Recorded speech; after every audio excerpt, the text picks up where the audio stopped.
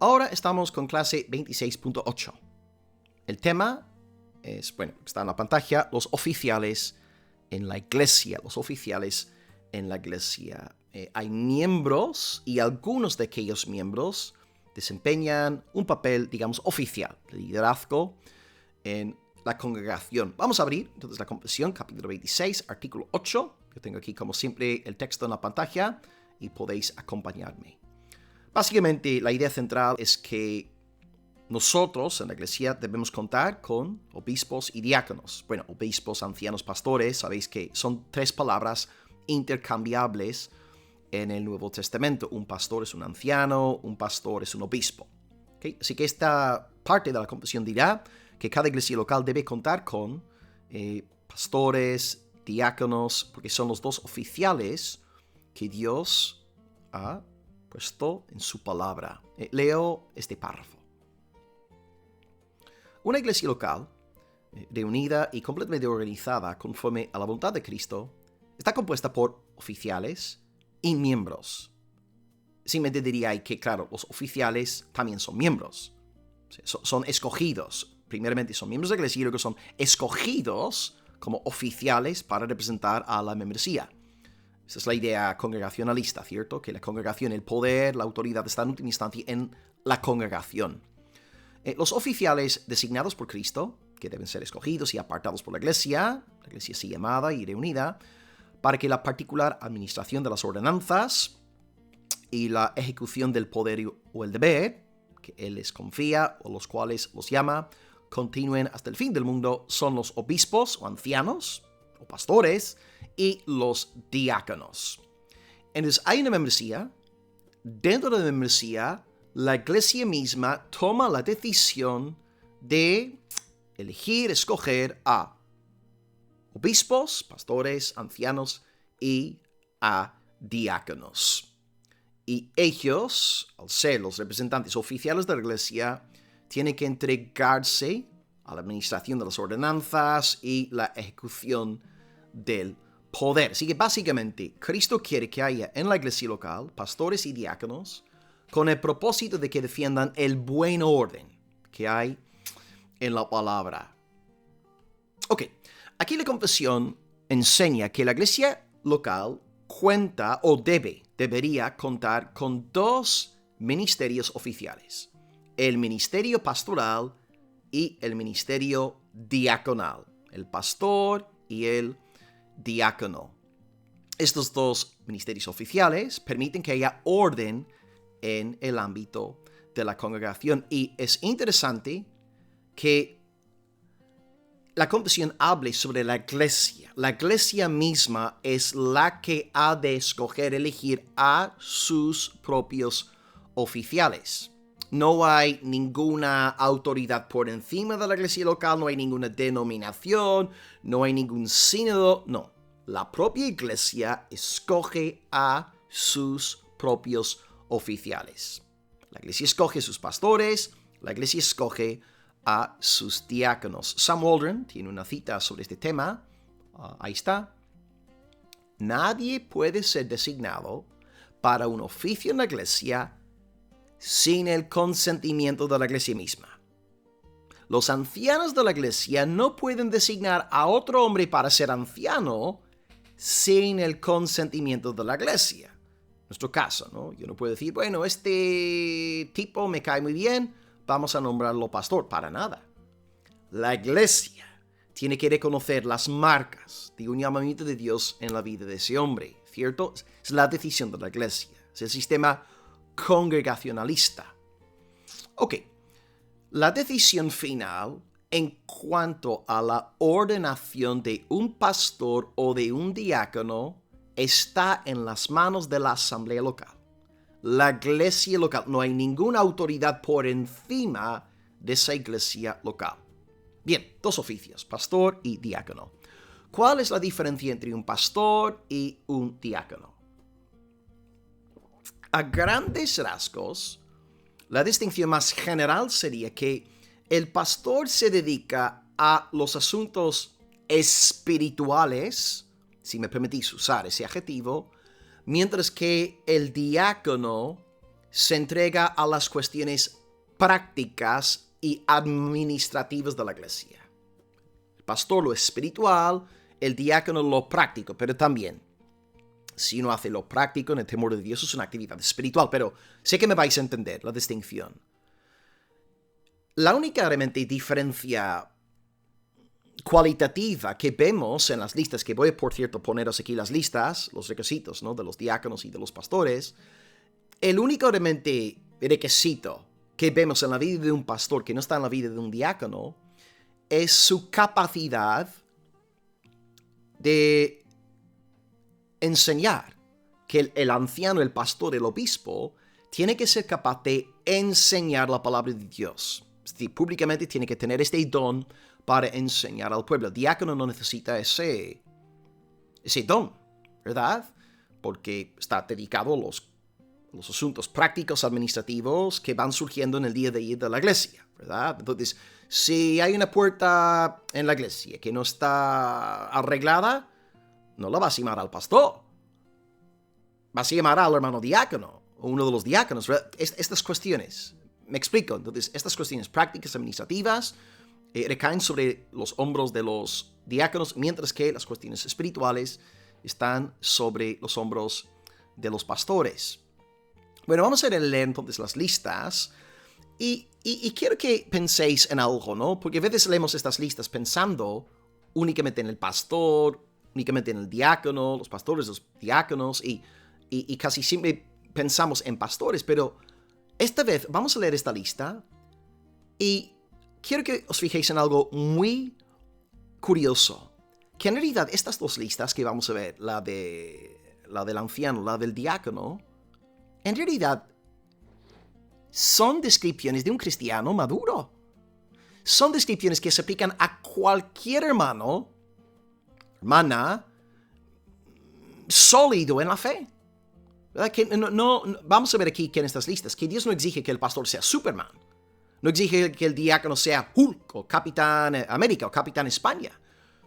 Son descripciones muy sencillas. Vamos a ver primeramente la lista del pastor. Y realmente esperamos que esta lista... esos son los diáconos. Los pastores. En realidad, las cosas que vamos a ver aquí se aplican a prácticamente todos los varones de cualquier iglesia cristiana. Simplemente Dios espera que el pastor sea un buen cristiano. Espera que el diácono sea un buen cristiano. Y hasta el pastor tiene que enseñar la palabra. Tiene que predicar la palabra, tener ese don. Pero fijaos en esta lista, no vais a encontrar nada fuera del otro mundo. Nada fuera de este mundo. A ver, número 1, irreprensible. 2, marido de una sola mujer. 3, sobrio. 4, prudente. 5, decoroso. 6, hospedador. 7, ahí está, apto para enseñar. Esto que no vamos a ver en la lista de los diáconos. 8, no dado al vino. 9, no pendenciero. 10, no codicioso. 11, amable. 12, apacible. 13, no avaro. 14, que gobierne bien su casa. 15, que tenga sus hijos bajo sujeción. 16, que no sea un neófito. Bueno, ok, este no lo podemos aplicar a un hermano en la iglesia recién convertido, ¿verdad? Porque lo que os estoy diciendo es que aquí tenemos una descripción de cualquier varón cristiano. Cualquier varón sólido en la fe, medio maduro en la fe. Esas son las cosas que vamos a ver en su vida. Y 17, que tenga un buen testimonio. Así que leemos la lista y decimos, pues mira, no hace falta ser una superestrella. Simplemente un cristiano sólido que ama al Señor, un cristiano fiel, ya está. Sí, con aptitud para enseñar, amén. Y ahora, la lista de los diáconos, tenemos esta lista, 1 Timoteo 3, 1 al 7, y luego a partir del 8 tenemos la lista de los diáconos, y más de lo mismo. Más de lo mismo. Y diría aquí que en cuanto lleguemos a puntos 10 al 13, cuando habla de la mujer del diácono, también entiendo que estas descripciones se deben aplicar a la mujer del pastor o los pastores también, ¿cierto? Bueno, número 1, el diácono ha de ser honesto. 2, sin doblez. 3, no dado a mucho vino. 4, no codicioso de ganancias deshonestas. Claro, si el diácono está manejando las finanzas de la iglesia, es normal que el Espíritu Santo pida que no sea un hombre codicioso. 5, que tenga una conciencia limpia. 6, que sea irreprensible. 7, que sea marido de una sola mujer. 8, que gobierne bien a sus hijos. 9, que gobierne bien a su casa. De nuevo, hasta ahí nada fuera de lo común. O sea, esto esperamos encontrar estos, realmente, atributos, estas descripciones en cualquier varón cristiano. Y luego a partir del 10 entiendo que lo que vamos a leer no solamente se aplica a la esposa del diácono, sino también se aplica a la esposa del pastor, ¿verdad? Número 10, que la mujer del pastor, del diácono, sea honesta. 11, que no sea calumniadora, porque claro, en virtud del puesto de su marido, la esposa del pastor, la esposa del diácono, se entera de muchas cosas muy desagradables, ¿verdad? No es bonito. Y luego si la mujer es calumniadora, puede hacer estragos en la congregación. 12, que su mujer sea sobria. Y número 13, que esta dama sea fiel en todo. Es que son cosas básicas. No hace falta ser Superman. Y estas cualidades son las cualidades de cualquier cristiano maduro. Porque todos los varones cristianos deben ser: 1, honestos; 2, sin doblez; 3, no dados a mucho vino, etc. Y creo que lo que vemos aquí en estas dos listas es que el Espíritu Santo quiere que el pastor y el diácono sean como un modelo de lo que es un cristiano. No pide que sean inmaculados, perfectos, pero, oye, que sean hermanos sólidos, sobrios, prudentes, con buen testimonio, dando fruto. Él espera que el pastor, el diácono, los pastores, los diáconos, él espera que sean fieles como creyentes. Y así, la gente que va entrando a la iglesia, los varones que van entrando a la iglesia, ellos pueden decir: sí, debemos ser como él. Ese es el hombre, ¿no? Debemos imitar este modelo. Y su familia, y su esposa, debemos ser como ellos. Esta es, creo yo, ¿no?, la meta de Dios en esto, que el pastor, el diácono, sea un buen ejemplo para que la gente se fije en cómo ha de ser un cristiano maduro y sólido. ¿Y por qué reconocemos estos dos oficios? ¿Por qué reconocemos al oficio pastoral y al oficio diaconal? Porque, bueno, son los que aparecen en el Nuevo Testamento. Acabo de compartiros las dos listas: 1 Timoteo capítulo 3, ¿verdad? La lista de los pastores, luego la lista de los diáconos. Pero también Filipenses 1:1, puedo compartiros este versículo: Pablo y Timoteo, siervos de Cristo, a todos los santos en Cristo que están en Filipos, con los obispos y diáconos, ¿verdad? Ahí está, pastores, diáconos, pastores. Y como dije en la introducción también, obispo es intercambiable con pastor y anciano. Si queréis unas pruebas, la primera prueba es Hechos 20, versículos 17 y 28, donde podéis ver ahí que los ancianos son obispos. Pablo se refiere a los ancianos como obispos. Y luego una prueba de que los ancianos son pastores es 1 de Pedro 5, versículos 1 y 4. 1 de Pedro 5, versículos 1 y 4. Nosotros reconocemos estos dos ministerios oficiales, que son los que estaban en vigor en el primer siglo, en la iglesia patrística.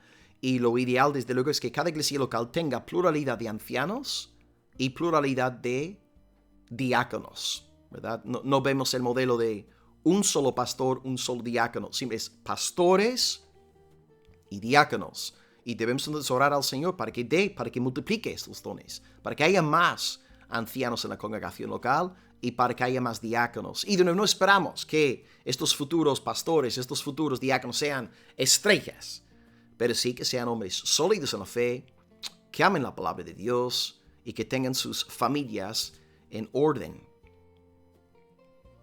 Un poco más adelante en este curso retomaremos el tema de la ordenación, pero quiero también acabar con esta idea de que los pastores y los diáconos fueron ordenados por la iglesia antes de desempeñar su labor pública. ¿Okay? Así que la iglesia local, una vez más, la autoridad de la iglesia local, la iglesia escoge a sus líderes, escoge a sus pastores, escoge a sus diáconos, y luego son ordenados. En cuanto a la ordenación pastoral, podéis apuntar 1 Timoteo 4:14, 1 Timoteo 4:14, Pablo nos informa de que Timoteo fue ordenado mediante la imposición de las manos del presbiterio. El presbiterio es un grupo de ancianos, un grupo de pastores. Así que se ve que un grupo de pastores impuso las manos a Timoteo y él se entregó a la tarea del Señor en la ciudad de Éfeso. Así que un grupo de pastores ordenó a Timoteo bajo la bendición de los santos en Éfeso. Y en cuanto al oficio diaconal, más de lo mismo. Hechos 6. La elección de los 7 diáconos. Estaban los 12 apóstoles. Ellos tenían que dedicarse a las cosas espirituales, lo que dije en mi introducción, ¿no? El pastor está dedicado a lo espiritual, mientras que el diácono está dedicado a lo práctico, lo administrativo, ¿no? Las finanzas, hay una puerta que tiene que arreglarse, el aire acondicionado. Estos asuntos se arreglan en el diaconado, ¿verdad? Está el área pastoral y está el ámbito diaconal. Y en cuanto a la elección de los diáconos, a ver si tengo aquí el pasaje, dicen los apóstoles, porque la iglesia estaba creciendo, bueno, una barbaridad, ¿no? Dicen los apóstoles, no es justo que dejemos la palabra.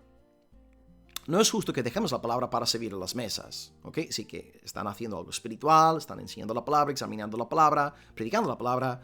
Debemos entregarnos esta tarea, no servir a las mesas. Entonces, buscad entre vosotros, están dirigiéndose aquí a la congregación, buscad entre vosotros a 7 varones de buen testimonio, llenos del espíritu de sabiduría, a quienes encarguemos de este trabajo. Acto seguido, ¿qué hacen los santos en la iglesia? Buscan a 7 hombres. La propia iglesia, ¿veis? La propia iglesia está buscando a estos siervos, eligiendo a 5 varones que tienen buen testimonio de ahí, y luego proponen a estos 7 hombres. Y dice ahí la palabra de Dios en el versículo 5 de Hechos 6, esa propuesta agradó a toda la multitud y eligieron a Esteban, Felipe, bla, bla, bla. La lista sigue. ¿Y qué hicieron los apóstoles? Pues después de enterarse de la elección que la propia congregación había efectuado, pues los apóstoles, según Hechos 6:6, les impusieron las manos a los diáconos. Así que públicamente hablando, imponen las manos, orando por ellos, y en un culto público están diciendo a la iglesia, a partir de ahora estos 7 hombres serán los diáconos de esta iglesia local. Por tanto, amados, si queremos tener una iglesia apostólica, oremos a Dios para que haya más pastores, más diáconos, y de esta forma las necesidades espirituales de la iglesia y sus necesidades prácticas administrativas serán suplidas. Y esto, como leímos en la confesión hoy, fomenta orden y armonía en la congregación. Así que gloria a Dios por su buena palabra. Y nuestra iglesia local, desde luego, qué bonito sería ver a nuevos pastores, nuevos diáconos en el día de mañana. No gente perfecta, pero sí gente con un corazón servicial, corazón que ame a Dios y que ame al pueblo del Señor. Hay muchos que quieren brillar y ser famosos. Pocos quieren amar a la iglesia, pero ahí veremos la marca de un verdadero diácono, un verdadero pastor que ama a Dios y ama a la grey de Dios. Amén. Pues gracias por el tiempo juntos. Hasta aquí, clase 22.8. Las preguntas, como siempre, están por abajo del vídeo. Abrazos, gracias por la atención, como siempre. Espero que haya sido útil. Hasta luego. Soli Deo Gloria. Amén.